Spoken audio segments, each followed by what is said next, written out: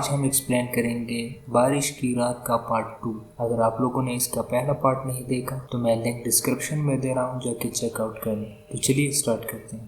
یہ گاڑی تو صرف دفتر کے استعمال میں تھی، گھر والوں کا تو کچھ لینا دینا نہ تھا۔ اور پھر رات کو کیوں ایسا لگا کہ کوئی میرے ساتھ سو رہا ہے، اور پھر وہ ٹوٹی چوڑیاں، بار بار سوچا پر کچھ سمجھ نہ آیا۔ اگلی رات میں سونے کے لیے گیا تو ذرا محتاط ہوا، درود شریف، آیت الکرسی پڑھا، بڑی ٹارچ پاس رکھی اور دیر تک ٹی وی دیکھتا رہا۔ وہ ساری رات پرسکون گزری، بلکہ اگلی راتیں ادھر آفس میں کام کی مصروفیت ایسے شروع ہوئی کہ لمحہ بھر کی فرصت نہ ملی اور میں یہ بات بھول گیا۔ شاید یہی میری غلطی تھی۔ اس دن دوپہر سے ہی موسم ابرآلود تھا، شام پڑتے ہی گھٹائیں گہری ہوئی اور بارش شروع ہو گئی۔ آفس کے بعد دو دوستوں کے ساتھ مجھے ایک سائٹ پر جانا تھا۔ میرے ساتھ ایک اشرف تھا اور دوسرا نثار۔ ہم تینوں 3 بجے کے لگ بھگ نکلے۔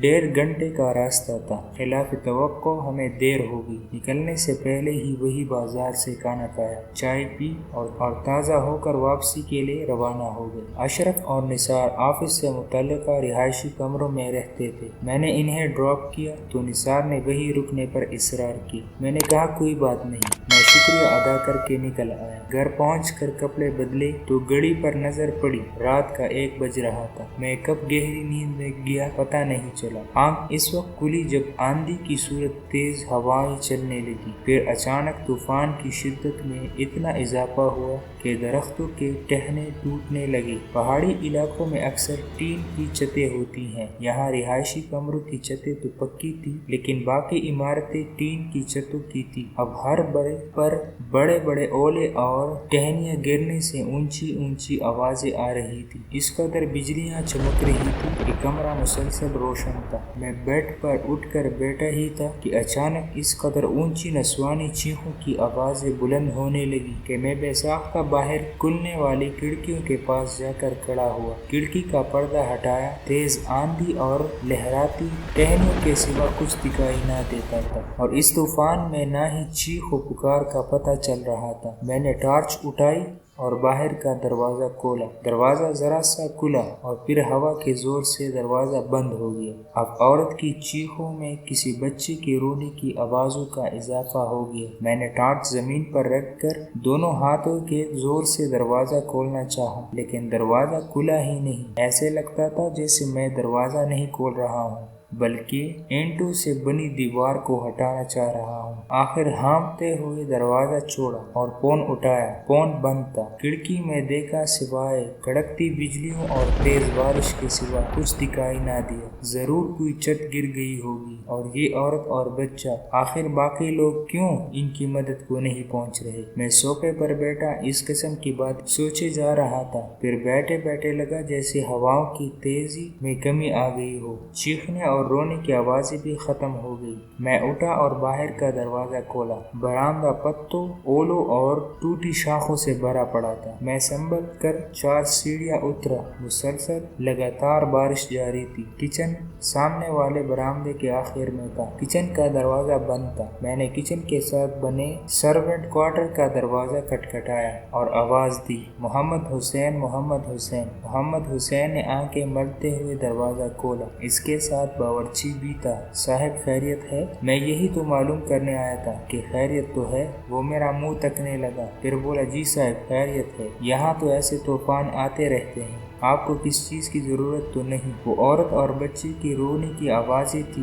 میں تو گھبرا گیا کہ کہیں نہیں کوئی چھت تو نہیں گر گئی؟ تم نے کوئی چیخوں کی آواز نہیں سنی؟ وہ دونوں ایک دوسرے کا منہ دیکھنے لگے۔ نہیں صاحب، ہم نے تو ایسی کوئی آواز نہیں سنی۔ ادھر عورت اور بچے کا کیا کام؟ ادھر پچھلے کمروں میں بھی سب چھوڑے ہی رہتے ہیں صاحب، ادھر بال بچوں والا تو کوئی خاندان ہی نہیں ہے۔ اچھا، میں حیرت سے بولا اور شرمندہ ہو کر پلٹنے لگا۔ خواہ مخواہ ہی ان لوگوں کی نیند خراب کی۔ میں سوچتا رہا کہ اتنی دیر عورت چیخیں مارتی رہی اور انہیں کچھ سنائی نہیں دیا۔ سوچا ٹھیک ہے، یہاں کوئی فیملی نہیں ہے، لیکن کیا پتا یہاں کسی کے ساتھ کیا ہوا۔ میں نے کمرے میں آ کر کپڑے بدلے اور پہنے ہوئے کپڑے غسل خانے میں ہی ٹانگ دیے اور پاجامہ شرٹ پہن کر بیڈ پر آنے لگا۔ مجھے یوں لگا کہ کوئی بیڈ پر کروٹ کے بل سو رہا ہے، کیونکہ میرا کمبل کچھ ایسی پوزیشن میں نظر آ رہا تھا۔ میں نے دوبارہ پوری آنکھیں کھول کھول کر دیکھا تو واقعی بیڈ پر کوئی سو رہا تھا۔ خوف کے مارے مجھے لگا کہ میں برف کا بن چکا ہوں۔ میں فوراً پلٹا،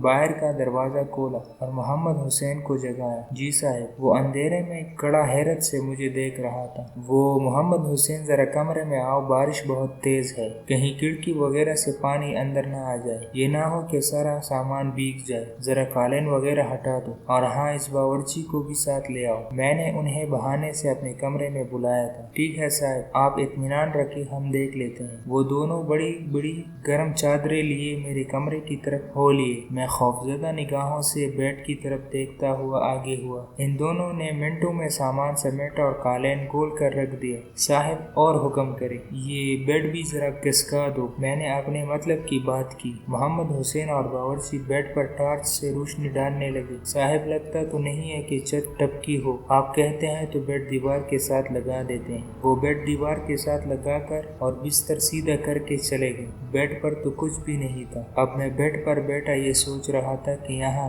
گزارا کیسے ہوگا۔ میں نے دیکھا تھا اور اچھی طرح سے دیکھا تھا کہ کوئی کروٹ لیے سو رہا تھا، جس کے شانوں پر سے کمبل ذرا اونچا تھا، اور وہ چیخوں کی آوازیں، اور وہ آوازیں بھلا کون بھول سکتا ہے۔ یہ تو طے ہے کہ یہاں کچھ نہ کچھ تو ضرور ہے۔ خیر، اب رات تو کسی طرح گزارنی ہی پڑے گی۔ صبح نثار سے بات کروں گا۔ اس کے بعد میں نے سونے کی کوشش کی، سوچا کہ سو جاؤں، لیکن آنکھوں سے نیند جا چکی تھی۔ میں نے پرانے رسالے اور اخبار اٹھائے اور دھیان ہٹانے کی کوشش کرتا رہا۔ بارش پھر ہلکی ہلکی ہو چکی تھی۔ کھڑکی سے آتے ہلکی ہلکی روشنی یہ بتاتی تھی کہ صبح ہونے کو ہے۔ اسی وقت نیند سے میرا سر بوجھل ہونے لگا۔ الارم سیٹ کیا اور سو گیا۔ الارم بجا اور آنکھوں میں نیند بھری تھی۔ میں نے ایک کروٹ لی اور میرے پاؤں ایک وجود سے ٹکرائے۔ نرم گرم جسم کے تنازع پاؤں سے دماغ تک آئے۔ پہلے تو خوف کے مارے بستر سے چپک گیا، پھر ایک ہاتھ تیزی سے کمبل کے اندر ڈالا، ایک سرسراہٹ سی ہوئی اور کمبل کو دبوچ لیا۔ پاؤں کے انگلیوں کی گرفت سے سرسراتا ہوا نکلا۔ میں نے جھٹک کر کمبل نیچے پھینکا تو پہلے کی طرح وہاں کچھ نہ تھا، البتہ میرے انگلیوں کی گرفت میں ایک ٹکڑا دبا تھا، قمیص یا دوپٹے کا ٹکڑا، نیلے رنگ کا۔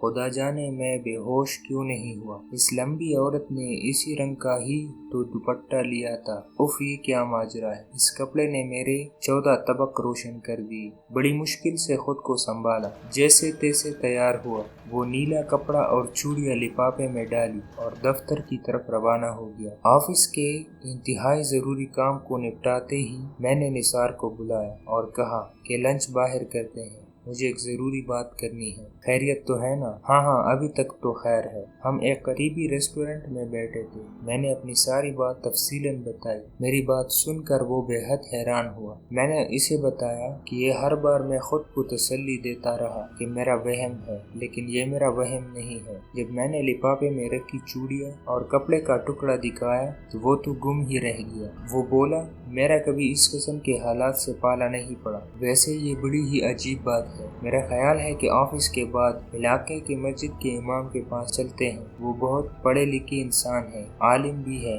وہ ضرور اس معاملے میں ہماری رہنمائی کریں گے۔ یہ اس وقت کی بات ہے جب ہر خاص و عام مسجد کا امام نہیں ہوا کرتا تھا۔ بہت چھان بین کے بعد تقوی پرہیزگار باادب عالم کو ہی یہ سعادت نصیب ہوا کرتی تھی۔ ہم آفس کے بعد مسجد کی طرف روانہ ہوئے۔ انہوں نے مین مسجد سے متعلق مہمان خانے میں بٹھایا۔ میں نے اپنا مسئلہ الف سے یہ تک بتایا۔ وہ انتہائی خاموشی سے سنتے رہے۔ میں نے لفافے سے چیزیں نکالی اور سامنے رکھی تو وہ حیران رہ گئے۔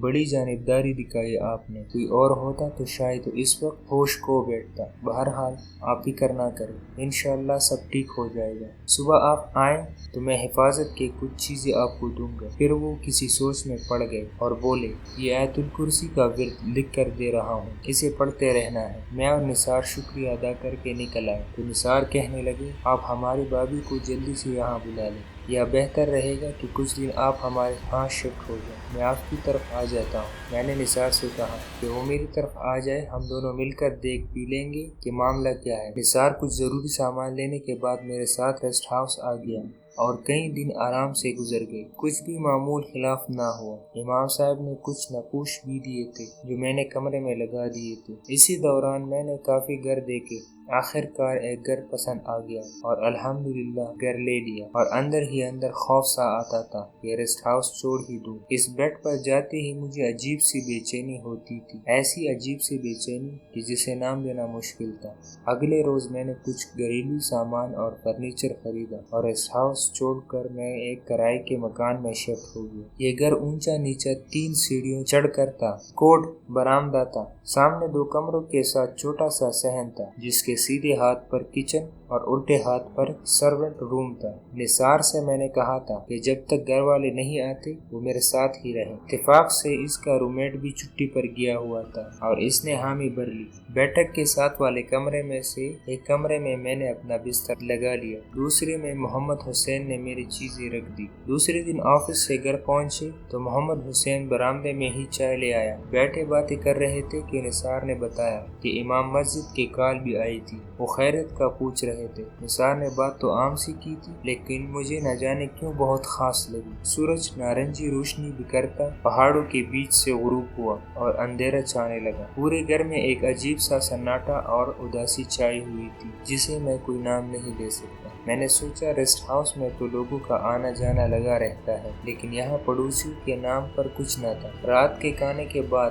نثار نے اپنے کمرے میں اور میں اپنے کمرے میں آ گیا۔ کافی رات ہو گئی تھی جب ایک بچے کی رونے کی آواز نے میری آنکھیں کھول دی۔ بچہ مسلسل یوں رو رہا تھا جیسے ضد کر رہا ہو۔ آنکھ کھلی تو یہ لگا کہ میں نئے گھر میں ہوں اور ساتھ والے گھر میں کوئی فیملی رہتی ہو۔ ساتھ والا گھر؟ لیکن یہاں تو کوئی گھر ہی نہیں ہے۔ ذہن تھوڑا سا اور جاگا تو میں اٹھ کر بیٹھ گیا۔ لائٹ جلائی اور بچے کے رونے کی آواز کے ساتھ برتن کھٹکنے کی بھی آواز آ رہی تھی جیسے کوئی برتن دھو کر رکھ رہا ہو۔ میں اٹھ کر نثار کے کمرے میں گیا، وہ سو رہا تھا۔ اسے اٹھایا تو وہ بولا خیریت؟ ہاں دیکھو یہ اس وقت کیسی آوازیں آ رہی ہیں، تم سن رہے ہو نا؟ ہاں کوئی بچہ رو رہا ہے اور کوئی عورت کام کر رہی ہے اور ہم دونوں اکٹھے کچن کی طرف روانہ ہوئے۔ لائٹ جلی ہوئی تھی اور ایسے پانی کے چھینٹے پڑے ہوئے تھے جیسے کسی نے برتن دھوئے ہوں۔ ہم دونوں ایک دوسرے کا منہ تکنے لگے۔ عجیب ہی خاموشی اور وحشت چھائی ہوئی تھی۔ میں دل ہی دل میں دعا کا ورد کرنے لگا لیکن ڈر سے کچھ پڑا ہی نہیں جا رہا تھا۔ پھر مجھے پلٹا دیکھ کر نثار بھی پلٹا۔ پتہ نہیں کیا ہوا، ہم کمرے میں آئے ہی تھے کہ کچن کا دروازہ زوردار آواز سے بند ہوا۔ اس آواز پر محمد حسین بھی کمرے سے باہر آ گیا۔ ہمیں اس طرح کھڑا دیکھ کر بولا صاحب خیریت تو ہے؟ ہاں، ہم دونوں نے سر ہلایا۔ ایسا لگ رہا تھا جیسے سب کچھ ٹھہرا ہوا ہو، ایک سحر تھا جو پورے ماحول پر طاری تھا۔ باقی رات خاموشی رہی اور کچھ غیر معمولی نہ ہوا۔ اگلے روز صبح آفس جاتے ہوئے ہم نے امام مسجد کو ساری صورتحال بتائی۔ ہم شام کو گھر آئے تو محمد حسین کچھ بے چین سا تھا۔ ہم نے پوچھا تو بتایا صاحب کچن سے باہر ہوں تو ایسی آوازیں آتی ہے جیسے اندر کوئی کام کر رہا ہو، کوئی عورت کے کام کرتے ہوئے اس کی چوڑیاں اور زیور کھنکتے ہیں، اور جب اندر جاتا ہوں تو وہ خاموش ہو جاتی ہے۔ صاحب سارا دن اسی طرح بے چینی سے گزرا ہے۔ صاحب مجھے لگتا ہے یہاں کچھ پراسرار ضرور ہے، میں بلا اندیکھی چیز سے کیا مقابلہ کرتا۔ یہ کہہ کر وہ خاموش ہو گیا، پھر دھیمے سے لہجے میں بولا صاحب گاؤں سے دور ایک سیانہ آدمی رہتا ہے، آپ کہیں تو میں اس سے بات کروں، بلکہ ابھی بس جاتا ہوں اور اس آدمی کو ساتھ لے کر آتا ہوں۔ ٹھیک ہے جاؤ۔ میں نے کرائے کے پیسے دیے، وہ اسی وقت روانہ ہو گیا۔ سچ بات تو یہ ہے کہ میں اس وقت کو رو رہا تھا جب میں یہاں آیا تھا۔ اچھی بلی زندگی کٹ رہی تھی، یہاں آ کر غلطی کر دی۔ میری امی بیمار تھی اور بی بی ریحانہ کافی مرتبہ مجھے شفٹ کروانے کا کہہ چکی تھی۔ میں اس حالت میں انہیں شفٹ نہیں کروانا چاہتا تھا، یہاں میرا خود رہنا مشکل تھا۔ ریحانہ اور بچوں کو مصیبت میں نہیں ڈالنا چاہتا تھا۔ پہلے ریسٹ ہاؤس چھوڑا، اب کیا گھر بھی چھوڑ دوں؟